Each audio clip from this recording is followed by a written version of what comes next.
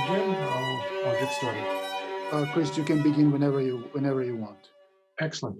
Let me just mention that the person I spoke to, Nemanja Mitrovic, is the Assistant Dean in the PAC Division of EGS and is principally responsible for these events from the technical side, but also sometimes the content side. And I think that our recent turn to digital, things digital, particularly in music, is certainly Nemanja's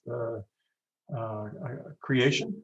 And it's in that context that we host today Casey Reas, who is actually has been with the EGS for some time. It's a wonderful pleasure to welcome him back.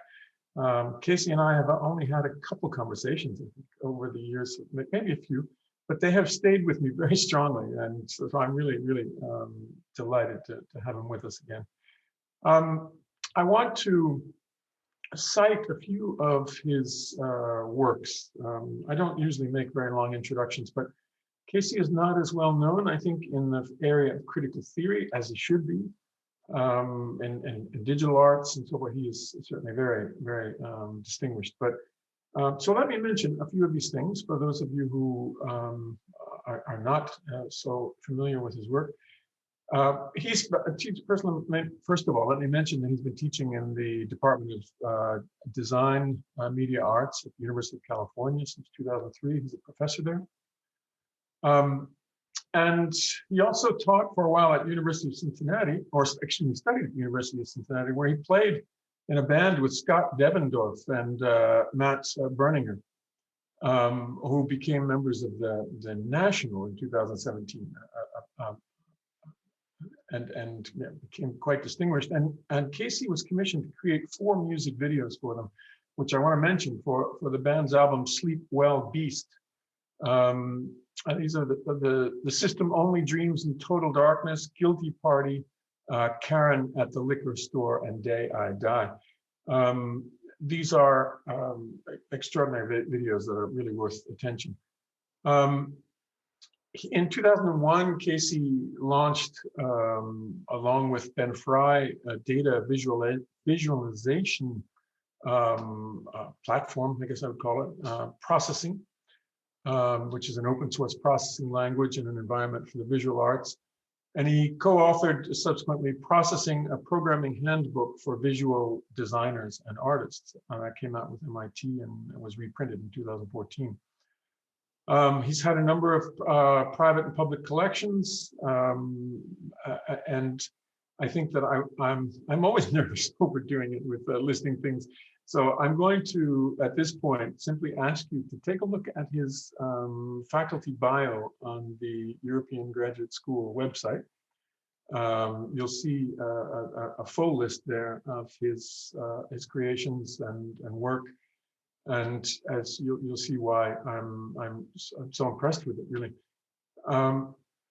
So with that, let me pass the screen to Casey. Again, with the warmest thanks that he's back with us, and it's great to see him. I understand he's the pandemic is leading to this abandon with the hair, which I think is quite successful. So anyway, Casey, thank you very much and welcome. Yeah, thank you. Thank you very much. Thank you for the warm welcome. Thank you also, Nemanja, for organizing this.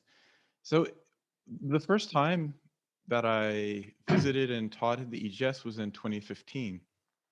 And that's actually where the story of today's presentation begins as well.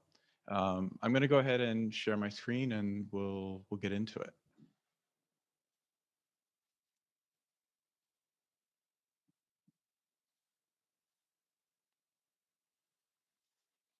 So to be just very open and honest with you today, my mind is a bit scattered. I think we're all a bit scattered. It's the end of the academic term at UCLA this week. I'm opening a new online gallery on Friday, like a completely new platform for showing work and having group exhibitions in the browser. And in the United States, there's a rise in hate crimes against the Asian American community that is a real stressor here locally. with all that in mind, I'm going to do my best to really focus and narrow in on the topic of this presentation, this talk, which is about latent cinema. So I think with the idea of getting into a cinematic space, I'm going to switch off the light here. It's noon in California right now, but for me, cinema is very much of a space of the imagination, a space of dreams. It's a space for darkness where some stimuli is shut out to allow the mind to wander. The core of what we're going to be looking at over the next minutes are a series of 5 videos that I created in collaboration with Jan Werner. Jan is a composer, musician. I am very much someone who works in the visual realm. And these are really the first time that I've worked on a complete collaboration with somebody with such expertise and sensitivity to sound. So these are videos that are not scored, but the image and the sound integrate completely. What we're looking at right now are a few images from the Bitforms Gallery in New York. This is a show that went up at the beginning of 2021 and just came down a few weeks ago. We built these 2 walls in the space. This one's 8 feet high by 16 feet wide. Sorry, in the not in the metric system measurements for you. And on the other side of the gallery, there's a smaller square screen. And so the videos bounce back and forth between these 2 screens one at a time. And each one of these video works as a loop that can continue, playing through, or they can be screened one by one. And I want to start off, before we jump into that, by looking at this diagram for a few moments. Sorry, it's even darker than I thought it would be. I'm going to turn the light back on. Okay. This diagram for me represents the world that I live within. It's a diagram of what I think of as visual technologies. I work in software. All of my work, well, it begins in the realm of ideas, and oftentimes begin with sketching on paper, but it ends up in the realm of software and in writing code. But I don't see software as being something that is separate from the history of the visual arts. I see it as being new opportunities for allowing things to move in different and other directions. But when I think about my work in software, I'm thinking very much about video, cinema, photography, printing, and painting. And I also think about the way that the media reproduces itself. I think we have reproduction going back hundreds of years, digital reproduction, which means there's no original, that everything is exactly the same as the others, being able to move in a non-rivalrous way. I think we're still coming to grips with that as a culture and as a community of artists. And then also the move from creating things in an autographic way with one's hand to capturing images, and then later in video and in software being able to synthesize images completely from a set of rules or sets of instructions. So this is the realm that everything that comes after will be in reference to. I want to start off by looking at one of the 5 videos that are a part of this series. And these videos were created from 2018 to 2020. It was a really intense time of production and work, starting with exploration and then moving into the finished pieces. I just realized when I shared my screen, I didn't share sound. So I'm going to stop sharing for a moment and share the sound along with that. Just one moment.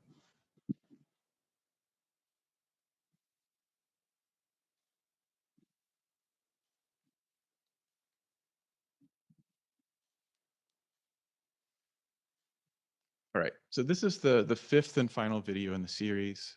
It's called Not Now, No, No. It is an HD video. It's black and white with audio.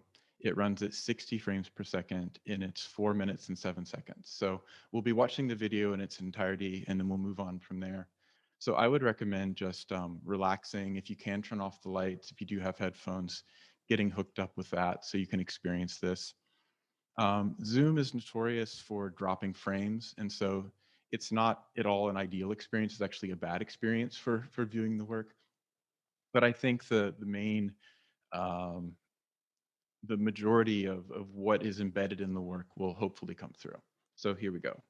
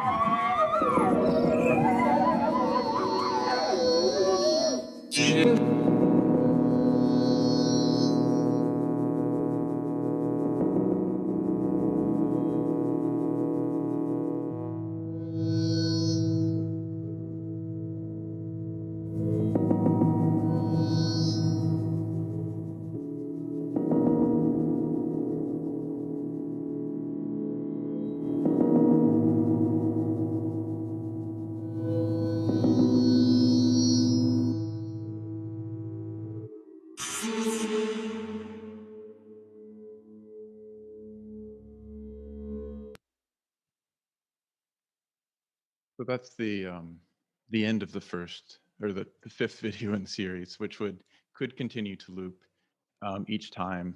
I think perception is quite different.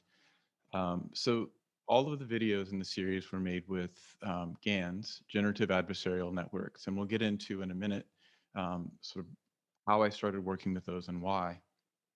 Going back to the diagram we looked at a moment ago, for me, this work is about flattening software, photography, and video together. And I think also making reference to the histories of painting as well. But we will continue on with that. I wanted to give you an introduction of where we're headed before we start. So a brief introduction to learning, 2015 through 2017. So I was actually sitting at breakfast in 2015 at the EGS. I was ready to teach that day when I saw this image for the very first time. I was having breakfast with Benjamin Bratton, and we saw these images together. I have to say, this image, regardless of what we all think about it, it really captured my attention in an intense way. It's not something that I really would think it would have captured my attention, but it certainly did. I guess to cut that story short, like I'm someone who's been looking at painting for all of my adult life, looking at painting really closely and in photography and in visual representation as a visual artist. I felt there was something captured in this image that I had never seen before. You know, I've spent a lot of time looking at fantasy art and fantasy illustration. I've spent a lot of time looking at, mathematically generated art, and also at, art created under the influence of different substances. And I felt that this image captured something distinct and different, something I had never seen before. So where did this image come from? There were some images that were leaked onto the internet. I don't know if they were leaked, but they were, I think, unintentionally seen. And so a few days later, these engineers at Google published this blog post explaining where these images come from, the idea of inceptionism, and which was essentially the Deep Dream software at that time. For me, 6 years later, I really enjoyed going back through this material over the last few weeks preparing for today as a way of remembering this history. I think we move through things so fast that already these thoughts and these impressions had started to leave. So what is going on with Deep Dream? The idea was that as we develop, as not we, but as engineers, computer scientists develop um, neural networks to recognize images, they do a lot of training. So if you train a network on hundreds or thousands of pictures of a banana, in order for them to be able to recognize what a banana is, those networks are a set of weighted values that allow for this image recognition to happen. So for example, if I present an image to this trained net, is there a 10% chance there's a banana in this photo? Is there a 90% chance that there's a banana in this photo, etc.? And they're trained on different categories of images. And so I think the fundamental idea, which I think feels relatively straightforward after the fact, but what happened with Deep Dream was the idea of let's get a view inside of this trained network and get a sense of what it sees or what it imagines a banana to be. So on the left, we start with pure noise, digital noise, I think is a good clarification. And we iterate in order to get a glimpse into what this trained network imagines as a banana. And if we do that with other categories of images like feather boa, radio telescope, ladybug, we begin to understand how this trained machine learning system is categorizing these different image types in a way that's I think probably radically different from how we do, but it is a way that's effective in a way that works. So starting with noise, these are the kinds of images that begin to emerge. But starting with an existing image, for example, a snapshot of a plate of spaghetti, these are the kind of images that begin to emerge. I mean, this image is really I think, strong. It elicits a strong, maybe emotional or intellectual response. I'm not sure, but it's really striking. And so, Deep Dream, some people, aesthetically really adopted it and went on with it. Other people were really repelled by it, but it is what it is, and it was a really interesting idea. My way more into this machine learning to create the videos was through different techniques. This was a really important paper for me. Um, Unsupervised representation learning with deep convolutional generative adversarial networks by Radford and others. The first images that I saw with GANs that really captured my attention are these. These are small images, so it makes sense to look at them small on the screen. But these are images that were generated from training on images of bedrooms. And so the idea is that the network is fed hundreds or thousands of images of bedrooms, and these images are generated back from the system, completely, without reference. They're generated from a set of values from the latent space, which we'll talk about again in a moment. I think these images are really fundamental to the primary idea that I want to focus on today, is that unlike prior photographic media like photography or film, where you have a set number of frames, one 35 millimeter image and another 35 millimeter image, in the latent space, you can generate an indeterminate number of images in between. So if you look on the left and the right of each of these rows, you can see a starting image and another image, and you can see the interpolation in between. And so the granularity of that interpolation is, yeah, as fine as it can be. We no longer need to think about images that are fixed for moments in time. We can actually generate an arbitrary number of images between 2 points within the latent space. We'll talk about that more also in a bit. The other paper that's been really essential for the work that I've done in creating the films that you saw one of, and we'll see two more, is the progressive growing of GANs for improved quality, stability, and variation. So if you remember some of those images, the bedroom images we saw before, and you look at these bedroom images, it's the second block from the top, you can see how there's a notable difference in fidelity. But at the same time, you can see the hallmark of a lot of these GAN-based systems are where things go wrong. For example, if you look at the airplanes at the top, or you look at some of the birds towards the bottom, you can see how there's no real recognition from our perspective of how we see in these systems.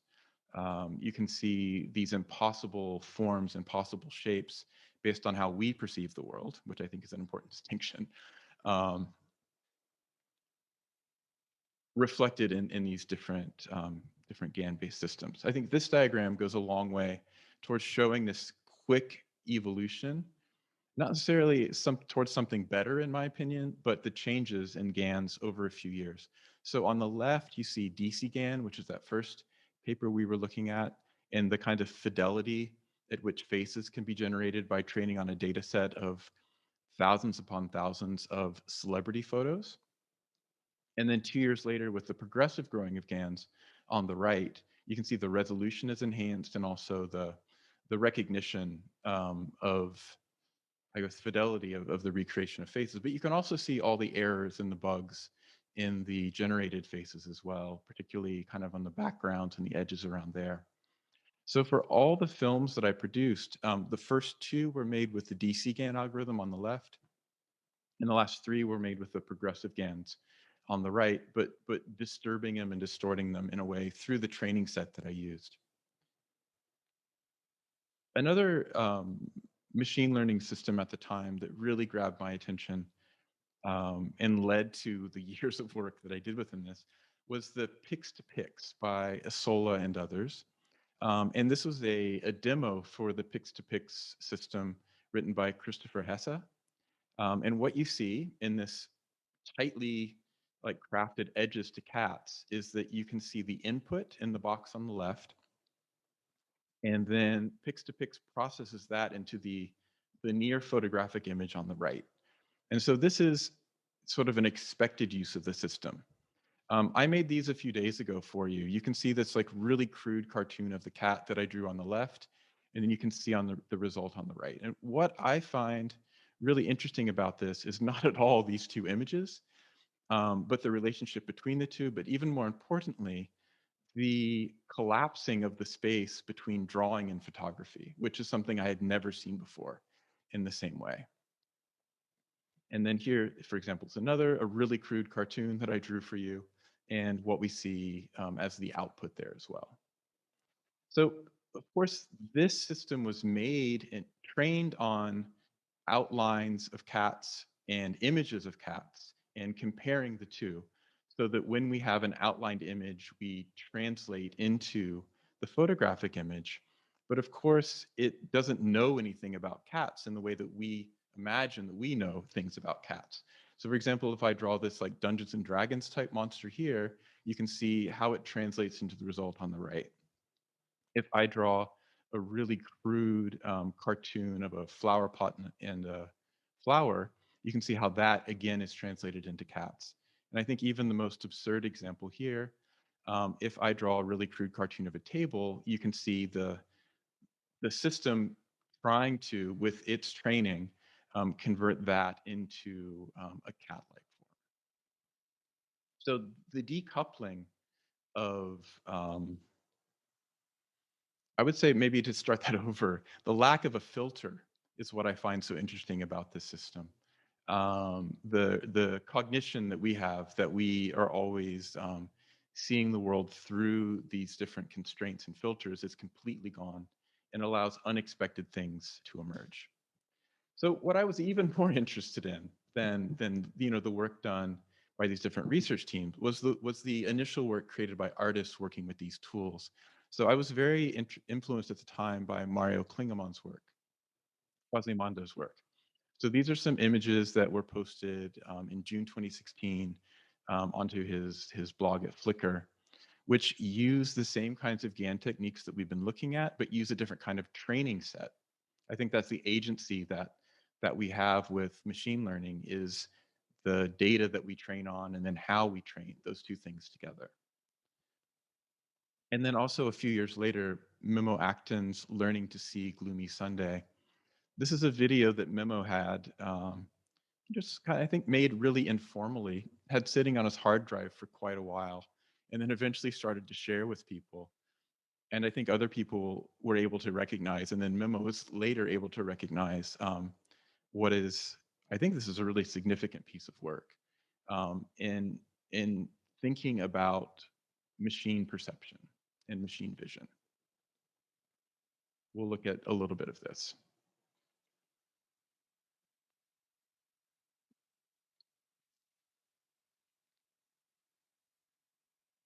So here the machine learning system has been trained on images of the ocean, clearly. And we have the input on the left and then the output on the right.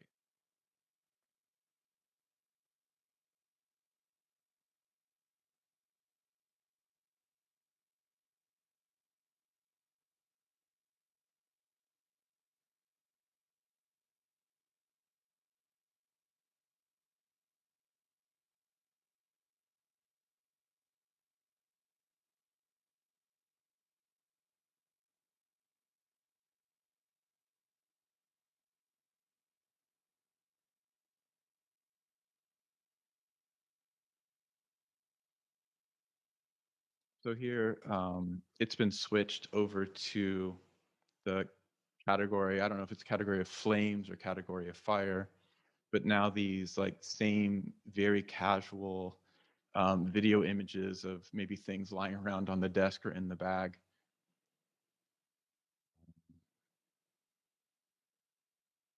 are imaged with a different set of constraints.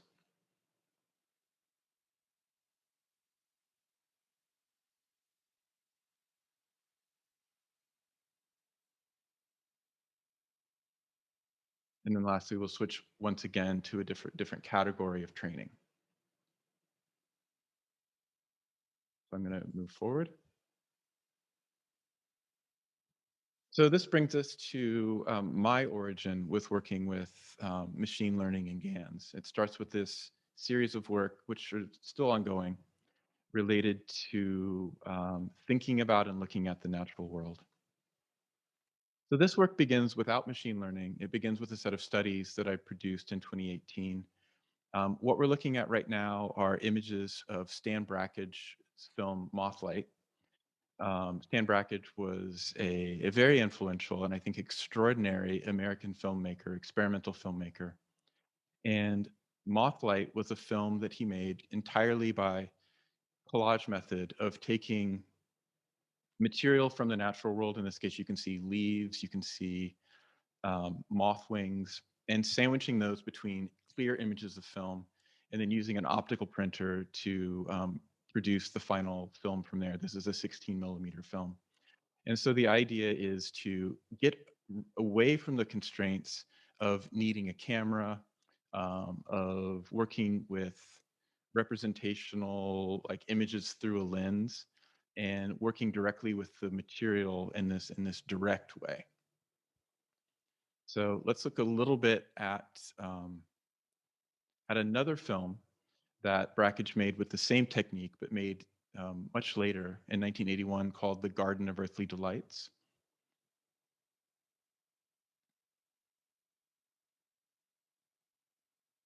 And so because this is a 35 mm film, because the film was made in this way, every frame is different from every frame that comes before. The images are not captured at 24 frames per second and then played back at 24 frames per second, but instead these collages are played back at 24 frames per second. And unlike the Mothlight film, Garden of Earthly Delights also uses some post-processing techniques, chemical techniques, and then also compositing with the optical printer. So because we're working with film projectors, we're constrained to the 24 frames per second. So I had an idea. It's a very casual, simple idea that I wanted to take this idea of these films, but I wanted to think about them in the present, at that time, 2018. And so here I am in Colorado. This is not where Brackage made those films. It's a little bit away, but it's the exact same biome. So I'm in the Aspen area in Colorado, and I am moving up and down the mountain. I'm collecting materials. And then here I am in my temporary studio for the week, kind of organizing and laying out the different fresh materials, and then also some not fresh materials, and then compositing them on the bed of the scanner like this. The idea being that in 2018, I'm not working with film, I'm working with digital technologies. And what I'm going to do is to carefully compose on the scanner bed. I'm going to take a high resolution scan of the imagery there. And then I'm going to cut that imagery up, moving down the scanner, moving one column to the right, and then moving down the scanner again. So it's analogous to Brackage's technique, but using, I would say, the media of today, of the moment, rather than these analog media. And so these are not finished works, but they're studies. So let's have a look at this first one here.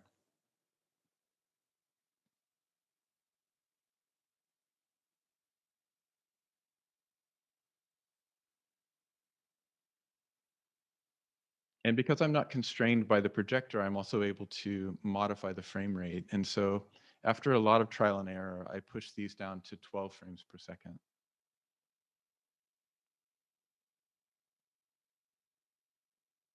In the same way that there's artifacts from the analog media here, there's a tremendous number of artifacts from the digital capture process and digital media too. There's small bugs moving across the screen as things are being scanned, and those show up in sort of a bright colored glitches, things like that. So this is another study, made a few days later. And here the images have been processed more. And it has a stronger relationship I think, a clear relationship to some earlier experimental films by different artists such as Man Ray.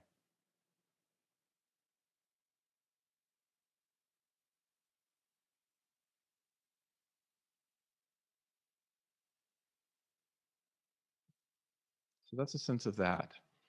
And then what we're looking at now is an image of um, using all of those scans, which when they're cut up, it's thousands upon thousands of images. Actually, it's over 100,000 images.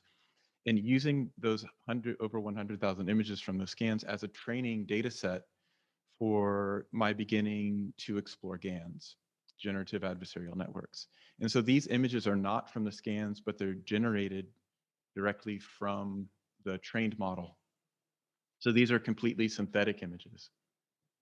And I continued the studies with those. So this is number 11, which is translating those ideas into these original ideas from Brackage of working with direct materials from the natural world and then moving those through GANs. And here we're moving through the latent space of this trained model. So I think you can see some relationship between the original film exploration of Stan Brackage, but things have now been moved far away from that original origin source and moved into something new entirely. And this was one of my first experiences with the idea of the latent space, which I'll talk about more in a little bit to clarify, and how to move through the latent space to generate cinematic images. Okay, so before we do that, I want to show this one final piece. And for me, this was the next step, was to move things out of video and move them directly into software, my primary media. And so this piece is called Earthly Delights 1.1, 2019. So it is a piece of custom software, runs on a computing machine, and it has variable dimensions. So what we're going to look at right now is not the live software, but a capture from that software. And I'll say a little bit about it as we watch it. So the idea with this piece is to break entirely free from the constraints of the machinery of film. With film, we have cameras to capture at a certain rate. We have projectors to play back at a certain rate. Video also has a lot of constraints as well. But now within software, we are free to play the frames back in any order. So we don't have to show frame 1, frame 2, frame 3, but we can show frame 1, frame 500, frame 6, frame 120. We can move in a nonlinear way through the frames that have been output from the machine learning model. And we also have total control over the frame rate as well. So we're no longer constrained to 2997 of NTSC or 24 frames per second of a standard 16 millimeter projector. Sometimes these images are played back at 1 frame per second, sometimes 4 frames per second, and sometimes 60 frames per second. We now have complete control over the rhythm and pacing and of time, as well as nonlinearity of the images. So for me, I think those ideas around this piece of work, the idea of breaking from those constraints of cinematic and video media is what's most important about it. It really works for me as a temporal visual cinematic experience as well, but I know just from experience of showing it around that it doesn't work the same way for everybody else. So when this piece of software loads, it loads in a preset set of sequential images, and then from there plays them back in a nonlinear way and at different rhythms and paces, and also at different orientation. So this is a film of indeterminate duration. It has a beginning, but it need not have an end. It can continue to play and always be different. Fresh sequences of images are continuous rather than looping or linear media. So for me, that's the break from video media to software media. Okay, so let's slow down for a minute and look at GANs in more detail. So what are they? How do they operate? How do they work? What is the technique? What is the medium here? So in the last few years, I think all of us have been thinking about, reading about AI in a way that we really haven't before. It's really come to the forefront of a lot of our conversations and a lot of our thinking. But of course, we know that these ideas have been around for over 60 years, probably even before that. But some of the first formal conferences around the idea were from around that time. And there's a whole lot of domains. AI, A-Life, which is a domain that I was exploring a lot in the 1990s and became the origin of my work in software, machine learning, machine intelligence, and then more specifically neural networks and genetic algorithms. So we have this whole network of terms. What I'm going to speak about now more precisely are generative adversarial networks, and even more specifically, deep convolutional GANs. So that's where we're headed. We're really drilling down deep into something really quite precise. And it is these papers that I introduced at the very beginning. So I think that one thing to know about GANs are that they need to be trained. And how long does the training take? It can take anywhere from a few days to a few weeks to a few months. So for some of the films or videos that we'll look at later, the training time took about a month. The training starts like this. And then over time, through the adversarial networks, um, form begins to emerge, definition and shape and texture and color begins to emerge. So this is after about 1,300 iterations. This is after 16,000 iterations of the training. And so periodically in these iterations, we'll take a capture in order to get a glimpse into how the training is going. This is after 22,000 iterations, after 100,000. And so here we can compare directly. The beginning, after 81 iterations to after 100,000 iterations. And we can see what we have in each one of these grid units is a set of random values within the latent space of this model as it's being trained. And over time, we move away from the undefined texture into a precise or more precise definition of form, color, texture, etc. And then as I get to the end of the training process, I start taking captures or looking into the training with more regularity. And so in working with GANs, one question is, what do you train on? How do you prepare the training set of hundreds of thousands of images? And the other is, how do you train and when do you stop the training? And so I'm not a great photographer, but I have spent a lot of time in the darkroom, printing photos and taking photos, and in digital imaging programs, manipulating photos too.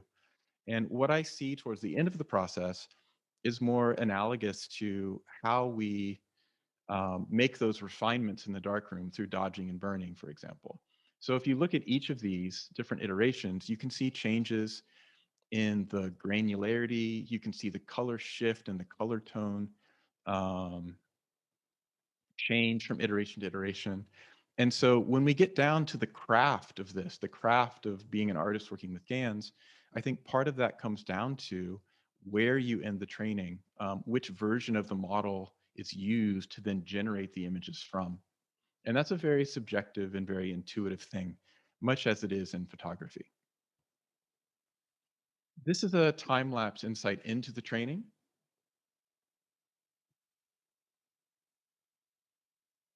And what we're seeing here is hours of training, moving into days of training, time-lapsed.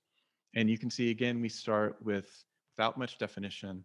And then over time, each one of these different points, fixed points within the latent space, begins to emerge through the form and the texture. This is a 15-minute video. I'm going to stop it right here. And this is the end. This is what we have. This is an image within the GAN, within DC GAN. It's 100 numbers that range from -1 to 1. And this is the precise representation of a specific image within the latent space. So for example, this is a set of these 100 numbers. This is a set of those 100 numbers, a different configuration, and a different configuration. And so this is the medium that artists working with GANs, DC GAN precisely, are working with. And I think this might be the most, for me, the most important slide in the entire presentation. And what we see here are different ways of moving through that latent space, which means different ways of modifying those numbers slightly, those 100 numbers between -1 and 1, to generate time-based images. And so what you have on the left is one random point in latent space transitioning through spherical interpolation to another point in the latent space. What you have in the middle is something that I think is unique to GANs. I've never seen it before in more traditional cinema or video techniques, but it's taking one of those numbers and wrapping it around. Like when you get to 1, you wrap it around to -1 rather than moving back down. And so it's not a cut because some percentage of the image remains the same, but some other percentage of the image changes. It's something completely unique to this medium. And then I'm really interested on what's on the right. What's on the right is changing a single value of those 100 numbers in the latent space. So this is that continuity of moving through the latent space that I think is such a radical departure from photography, video, and film, where we no longer have a set of fixed frames, but we can basically put as many frames in between two different points of the latent space as we want to slow things down or to speed things up. This is a further iteration on that final frame, where here we have a fixed point in the latent space, a set of precise 100 numbers, and we're moving one of those values up and then wrapping it around and then back to its starting point. And then we go to the second number and move it up, wrap it around and go back to the starting point, and then we go to the third number. So we do that for each 100 number. So it's a way of getting an insight into the potential of the imagery contained within that latent space. All right, our final section, compressed cinema. And these are the 5 videos created in collaboration with Jan Werner. And before we dig into that, I want to talk about one more precedent from the history of experimental cinema. And this is Ken Jacobs' Tom Tom the Piper's Son from 1969. This is a 75-minute film produced in 16mm and then printed at 35. And Tom Tom the Piper's Son was originally a silent film that was 10 minutes long. So this 10-minute film was expanded into 75 minutes by Ken Jacobs through the process of rephotography, cropping, changing the pace, slowing things down. And so this was very much a partial inspiration for the software-based garden work that we looked at before, the idea of expressing and, condensing and expanding time. And working with the rhythm against the regular, monotonous, mechanical, machine-like 24 FPS that we see in film. And so this work in compressed cinema is very much about the opposite. It is about taking a feature-length film and compressing it into, less than 10 minutes through using the frames of that film as a training set for a GAN, and then picking points within that latent space and moving between them in ways in order to produce something new from that existing source material. So instead of making a film from the world, we're taking an existing piece of cinema and expanding that world through the machine learning, through the training, and then compressing it into a unique and different piece of media. So this is the second in the series of videos to watch. This is Untitled 2, Kiss Me. And this one is 24 frames per second, and it's a 4-minute and 19-second piece. So we'll watch this in its entirety, and then we'll move back into the realm of the ideas of the work.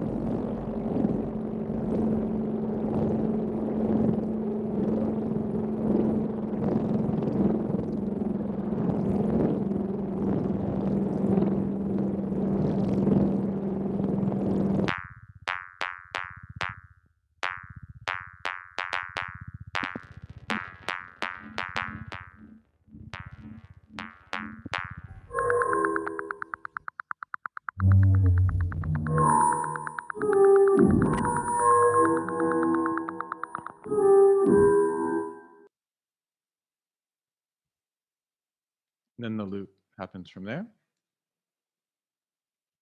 So this is another 15-minute video that we'll just watch for a moment. I wanted to talk a little bit about the training for these videos, how to train the neural networks. And so this is an example of training one of those models. As we saw in the diagram before, This is a really early technology. It's been advancing really quickly. But at this time in 2015 with DCGAN, it's inherently extremely low resolution. And so these are 128 by 128 pixel images shown at their actual size, relative to the screen of the video here.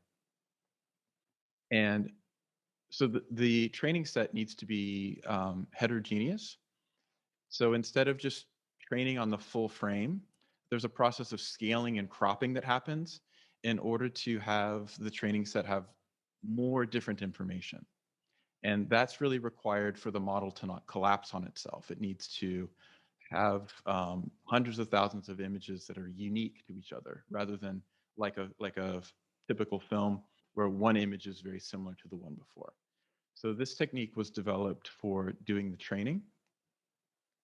And then this is what comes out of moving through the latent space of that training without any consideration for aesthetics or rhythm or pacing or timing or meaning or environment or anything. This is just sort of mathematically moving through things. This is what happens. This is what you get.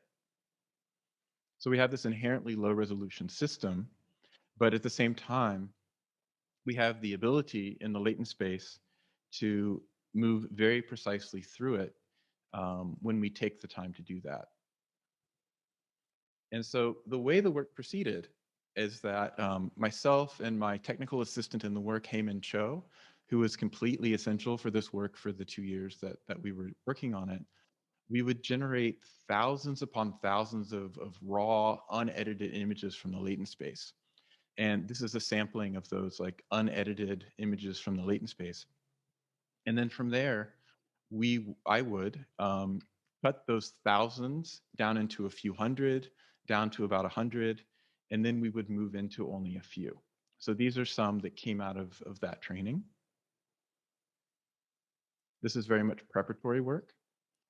These came out of a different training, which became the foundation for that video that we were watching a moment ago. And so each of these 5 videos became a set of fixed locations within the latent space. And then the really tedious and long process of making the videos was about exploring the path in between these individual images. So this is a high dimensional system. There's a lot of ways to get from A to B. And over the course of a year, we developed many different unique and custom techniques for moving through the latent space in different ways. And so each film has these fixed points. And what I think is really the work for me was about basically walking that path in between these fixed points. These are some of the final images for the first video.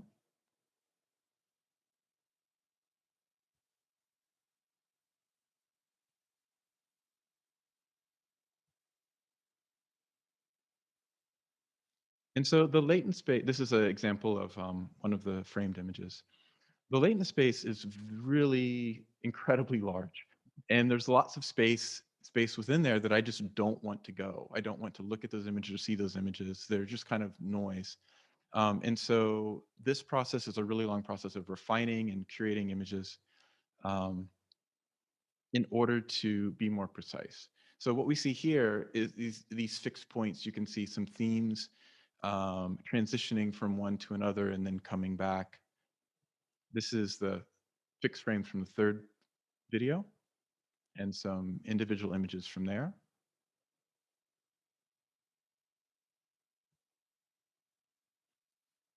Each training for each video had a lot of different possibilities.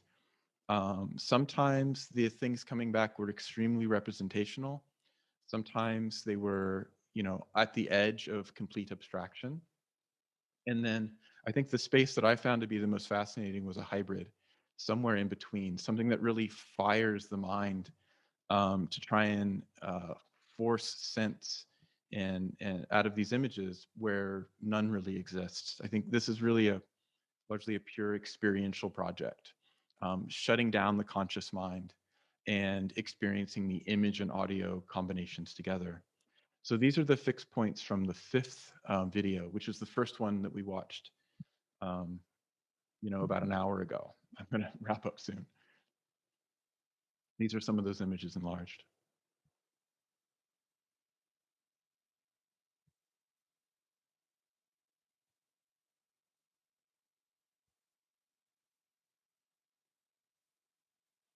And then I had intended to show this video, but I think I'm just going to show a short amount of it for time. And I will also share a link with you where if you want, you can see all of these works in, I would say, a more ideal format, not through Zoom.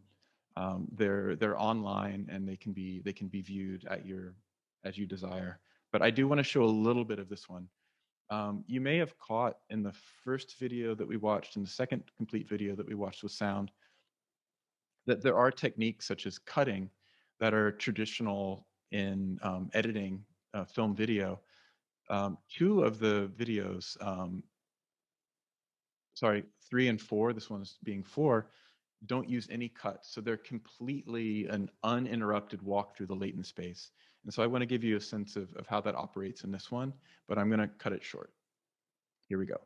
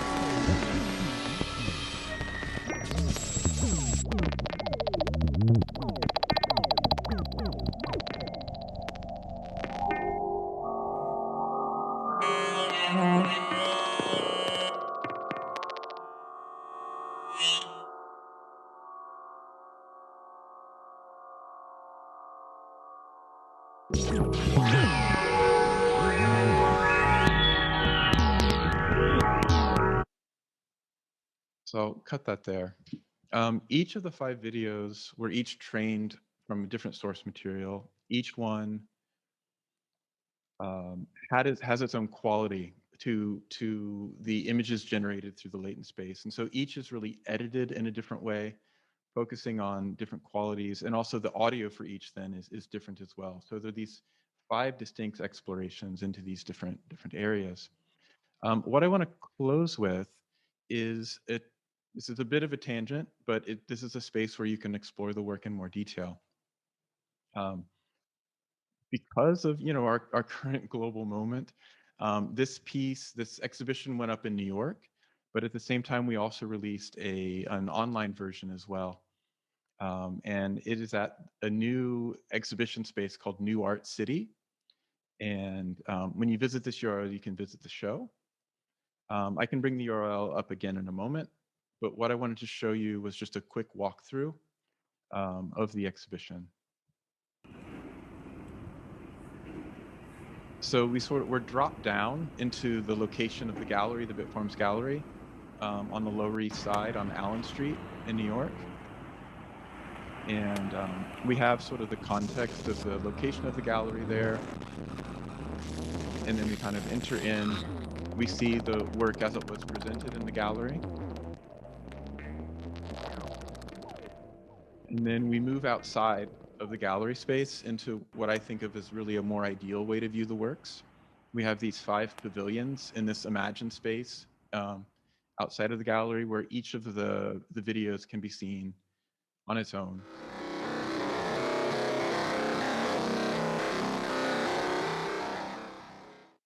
And they can also be seen in their looped format, which is, I think, the intended and desired format for these videos.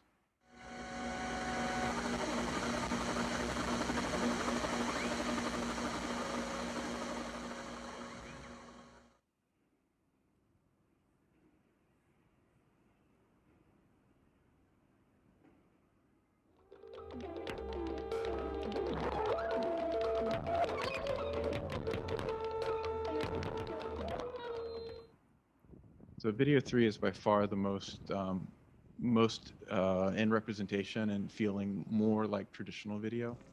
4 is the most abstract.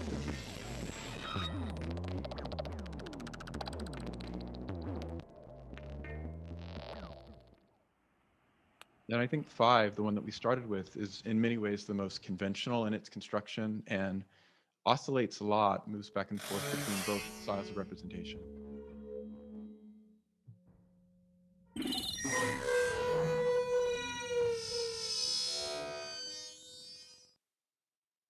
So that's a quick tour through the browser-based installation. That's the end. Here are some more ways to explore. And then I'll just close on this slide, and then I will, let's see, stop screen sharing so we can all be more together in the space. Thank you very much.